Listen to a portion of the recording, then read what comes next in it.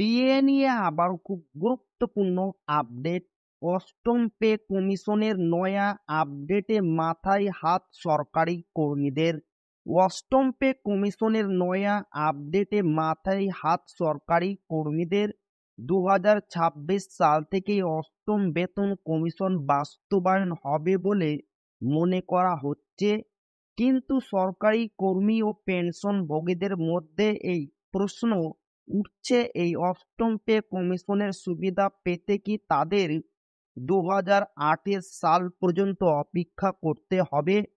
এর ফলে সরকারি কর্মীদের বেসিক পে বিপুলভাবে রিভাইজড হবে, ভাতাও বাড়বে।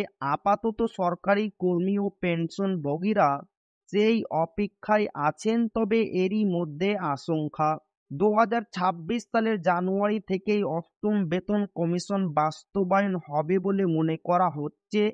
প্রতি 10 বছর অন্তর অন্তর একটি করে পে কমিশন গঠন হয়।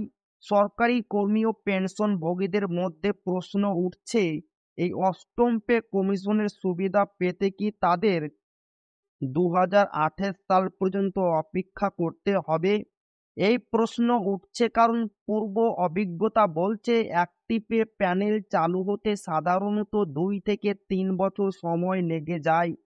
উদাহরণস্বরূপ, ষষ্ঠ বেতন কমিশনের ক্ষেত্রে 2006 সালে গড়া হয়েছিল প্যানেল কমিশন, সরকারের কাছে রিপোর্ট 2008 সালে জমা করে। তবে পে কমিশন লাগু হতে হতে 2008 সালের আগস্ট হয়ে যায়, অর্থাৎ প্রায় 22 থেকে 24 মাস লেগে যায়। একইভাবে সপ্তম বেতন কমিশন গড়া হয়েছিল 2014 সালের ফেব্রুয়ারি মাসে, যা মার্চ মাসে চূড়ান্ত হয়েছিল 2015 সালের নভেম্বরে। কমিশন রিপোর্ট জমা দেয়, সরকারি সিলমোহর মেলেনি 2016 সালের জুনে।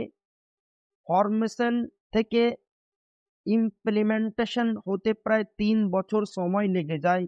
এক্ষেত্রেও যদি সেটাই হয়, তাহলে 2028 সাল পর্যন্ত অপেক্ষা ছাড়া আর কোনো উপায় থাকবে না। কেন্দ্রীয় সরকারি কর্মীদের অষ্টম পে কমিশনের ক্ষেত্রে 2025 সালের 16 জানুয়ারি প্রথম ঘোষণা হলো। টার্ম অফ রেফারেন্স বা টিও আর এখনো নির্দিষ্ট নয়। তা হতে হতে 2027 সাল হয়ে যেতে পারে বলে মনে করা হচ্ছে। তারপর সরকার কিছুটা সময় নিয়ে সংস্কার প্রস্তাব দেবে বা অনুমোদন করবে। তাই অষ্টম পে কমিশন বাস্তবায়ন হতে হতে 2028 সাল হয়ে যেতে পারে বলে ধারণা অনেকের।